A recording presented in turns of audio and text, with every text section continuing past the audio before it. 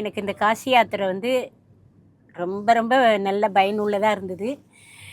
ஏன்னா நான் இப்போ சில வருஷங்களாக நான் எங்கேயுமே போகிறதே கிடையாது. ஏன்னா எனக்கு கால் வலி, ஸ்பைனல் கார்டு ப்ராப்ளம், இப்படி பல ப்ராப்ளம் இருக்கிறதுனால ரொம்ப பக்கத்து ஊர் கூட போக மாட்டேன். படியே இறங்குறதுனா ரொம்ப பயப்படுவேன்.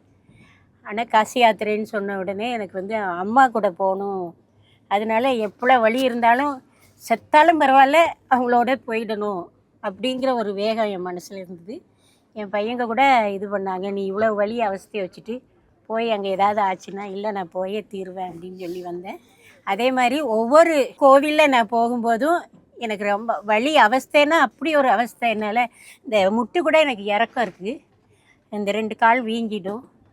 இவ்வளோ அவஸ்தையை வச்சுட்டு நான் எல்லா தரிசனமும் இன்றைக்கி பண்ணியிருக்கிறேன்னா அதுக்கு வந்து அன்னையோட அருள் தான். நான் என்ன சொல்லிகிட்டே பண்ணுவேன்னா, ஓம் சிவாய நம, அன்னை சகுந்தலாயே நமக, இப்படி தான் உள்ளுக்குள்ளே சொல்லிக்கிட்டே நீங்கள் தான் என்னை கொண்டு போய் இந்த இடத்துல சேர்த்து என்னை இந்த தரிசனம் பண்ணி வைக்கணும் அப்படின்னு சொல்லிகிட்டே இருந்தேன்னா, இது எல்லாத்துக்கும் காரணம் அன்னையோட ஆசீர்வாதம் தான்.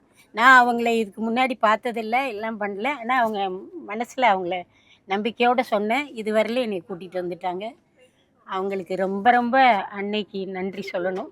எப்படி நான் அவங்களுக்கு இது பண்ணுவேன்னு எனக்கு தெரியாது. அதேமாதிரி இங்கே உதவி செஞ்சவங்க எல்லோரும் எனக்கு வெந்நி கொடுத்து, சாப்பாடு கொடுத்து, சுட சுட சாப்பாடு கொடுத்து, எனக்கு உடம்பு முடியாமல் அவங்களுக்கெல்லாம் நல்லா கவனிச்சுக்கிட்டாங்க. அவங்க எல்லாருக்கும் ரொம்ப தேங்க்ஸ். உங்களுக்கு ரொம்ப நன்றி.